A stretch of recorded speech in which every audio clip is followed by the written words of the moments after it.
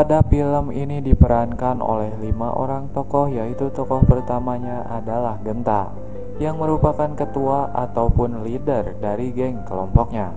Ia juga orang yang paling dipercaya daripada yang lainnya. Selain itu, Genta adalah teman curhat dari Riani. Akan tetapi secara diam-diam Genta menyimpan rasa kepada Riani. Riani merupakan satu-satunya anggota geng mereka yang bergender wanita. Riani merupakan wanita yang cantik dan juga cerdas. Ia sangat percaya kepada Genta bila ia ingin bercerita. Selanjutnya itu Arial. Arial adalah salah satu cowok yang paling ganteng daripada yang lainnya. Ia disukai oleh banyak wanita tetapi pada saat itu ia tidak tertarik dengan wanita manapun yang mencoba mendekati dirinya. Arial sering dipanggil Rambo oleh mereka dan juga memiliki seorang saudari kembar yang dipanggil dengan Dinda. Nah ini Japran. Japran dia sebagai cowok yang kocak, senang bersair dan membuat puisi-puisi, namun tidak suka membuat bolu. Hidupnya seperti kurang lengkap jika tidak bersair selama sehari.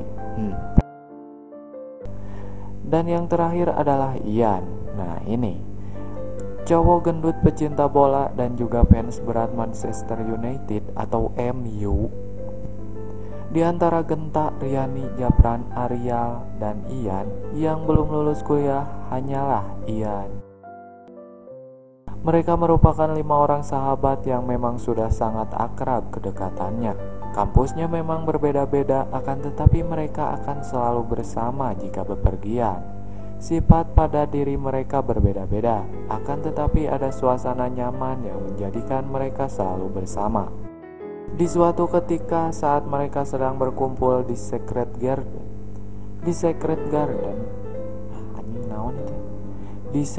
Garden, yaitu kediaman rumah Arial.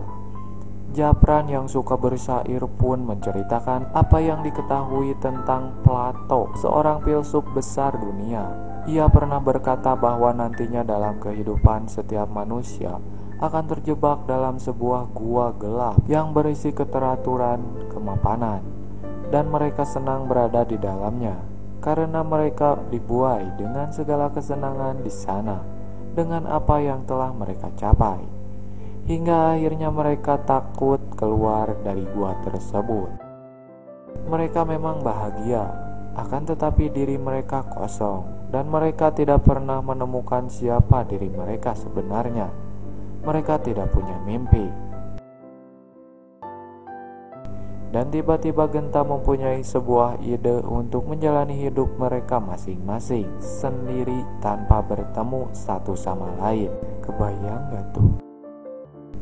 Tidak saling berkomunikasi 3 bulan untuk melihat bagaimana kehidupan mereka tanpa satu sama lain dan menyelesaikan urusan individual sampai suatu saat nanti Genta akan menghubungi mereka lewat SMS untuk perjanjian bertemu. Semuanya pun diam dan mencoba untuk menolaknya, terutama Riani, karena 3 bulan itu waktu yang cukup lama untuk dia tidak bertemu sahabatnya itu. Dengan perkataan dari Genta dan Japran, akhirnya Riani pun menyetujuinya.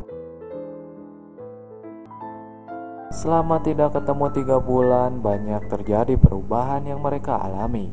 Mereka berlima menjadi orang yang lebih kaya hati dan pikiran, khususnya untuk Ian dan Arial. Ian akhirnya telah menyelesaikan skripsinya yang sudah tertunda lama dengan perjuangan yang sangat keras. Ditolak perusahaan untuk menyebar kuesioner, tapi pada akhirnya Ian lulus. Ian menjadi lebih kenal dengan dosen pembimbingnya yang sebelumnya yang sangat tidak disukai Ian. 4 bab pada skripsi dapat diselesaikan hanya dengan kurun waktu 2 bulan saja oleh Ian. Ian menggarapnya dengan perjuangan yang sangat hebat. Walaupun mereka tidak boleh berkomunikasi, Japran tiba-tiba ingin menelpon Dinda, adik Arial. Karena sudah lama Japran suka dengan adik Rambo itu. Japran pun mencoba menelpon dan berusaha agar yang mengangkat telepon itu Dinda.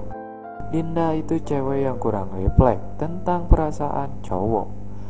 Rasa yang diberikan Japran pun belum sampai perasaan Dinda.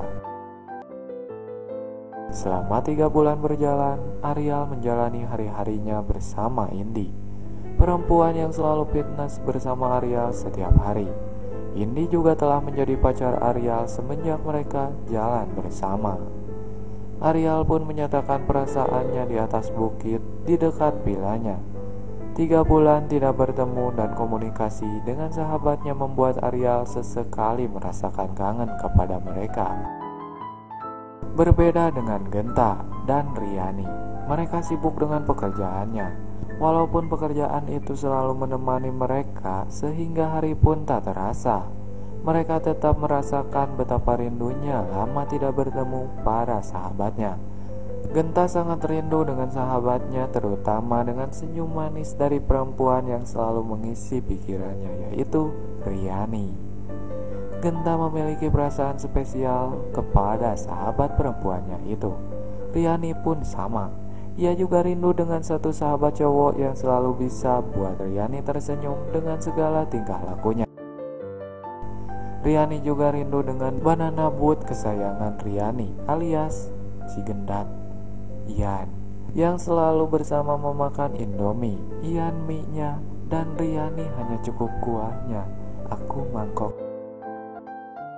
Pada tanggal 7 Agustus pukul 9, Genta mengirim pesan kepada teman-temannya untuk mempersiapkan diri untuk membawa peralatan yang akan dibawa pada rencana yang telah Genta buat. Tepat pada tanggal 14 Agustus setelah 3 bulan mereka tidak bertemu, akhirnya mereka berlima kembali bertemu dan mencurahkan semua rasa rindu satu sama lain. Ternyata Genta mempunyai rencana yang luar biasa.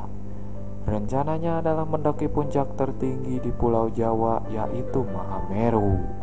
Selain mereka berlima, Dinda adik Rambo pun ikut petualangan itu. Riani senang Dinda ikut karena ada teman perempuan. Kekurangan air pada saat pendakian, takjub akan keindahan Ranukumbolo, surganya Mahameru. Keindahan pandangan sapana yang membentang dengan dikelilingi pohon cemara, keindahan samudra di atas langit, indahnya bunga edelweiss yang tumbuh banyak di Mahameru.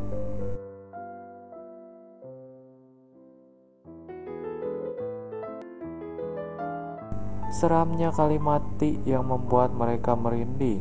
Rambo yang merasa tak kuat untuk melanjutkan perjalanan tetapi bisa ditaklukkan.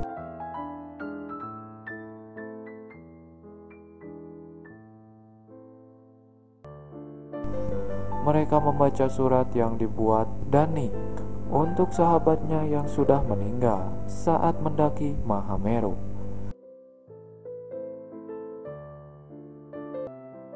Setelah lama berjalan, mereka hampir sampai di puncak gunung Semeru, yaitu Mahameru, puncak gunung tertinggi di Pulau Jawa dan merupakan puncak abadi para dewa. Jalanan menuju Mahameru mulai curam, banyak batu jatuh dari injakan kaki para pendaki juga. Dan saat mereka berlima berjalan, sebuah kejadian tidak terduga. Batu sebesar kepala manusia banyak jatuh pas di depan gerombolan Genta, Arial, Japran, Ian, Riani, dan para pendaki lainnya. Ada batu yang kena Ian dan Dinda. Ian bisa dibilang sempat mati suri karena sempat tidak bernapas.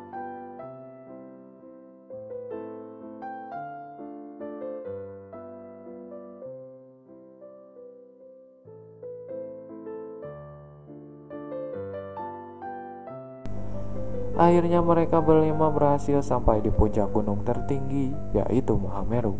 Rasa senang, capek, bangga, semuanya yang bercampur. Melihat segala sesuatu berada di bawah kaki saat berada di puncak tertinggi.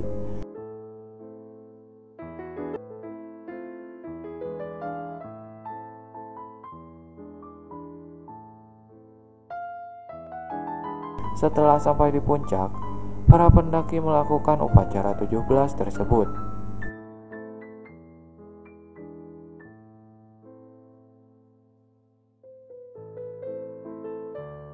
Saat mereka beristirahat untuk pulang keesokan harinya, Riani dan Genta masih di luar tenda.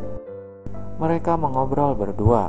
Genta tiba-tiba menyatakan perasaannya kepada Riani.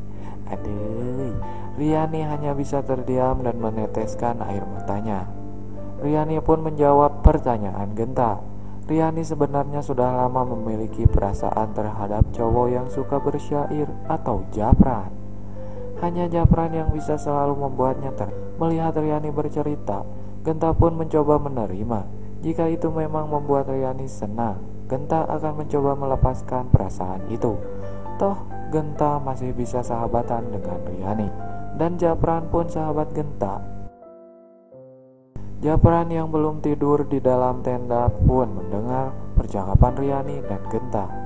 Japran bingung kenapa dia tidak bisa merespon Riani, sedangkan dia selalu sibuk dengan urusan cintanya dengan Dinda, yang tak pernah direspon oleh Dinda. Dinda juga ikut menangis mendengar percakapan Genta dan Riani, lalu memeluk erat kakak kembarannya yang tidur di sampingnya. Diam-diam Dinda memendam rasa untuk Genta.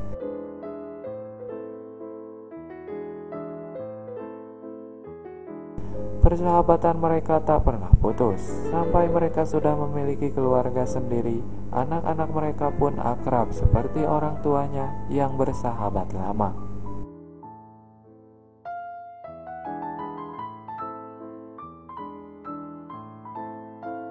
So intinya kita ambil bahwa setiap manusia memiliki mimpi dan jangan pernah menyerah untuk mencapainya. Biarkan keyakinan kamu 5 cm menggantung mengambang di depan kamu. Dan sehabis itu yang kamu perlu cuma kaki yang akan berjalan lebih jauh dari biasanya, tangan yang akan berbuat lebih banyak dari biasanya, mata yang akan menatap lebih lama dari biasanya, leher yang akan lebih sering melihat ke atas lapisan tekad yang 1000 kali lebih keras dari baja, hati yang akan bekerja lebih keras dari biasanya, serta mulut yang akan selalu berdoa. Percayalah pada 5 cm di depan kening kamu. Oke, ending yang sangat luar biasa, saudara-saudara ya. Oke, film ini disutradarai oleh Rijal Mantopani dan diproduseri oleh Sunil Soraya. Penulis Doni Dirgantoro, pemeran Herjunot Ali, Ralin Syah, Pedi Nuril, Pevita Pierce, Denny Sumargo, dan yang terakhir adalah Saikoji. Sinematografi Yudhita Tau, perusahaan produksi Soraya Entertainment Film. Tanggal rilis 12 Desember 2012. Durasi 125 menit.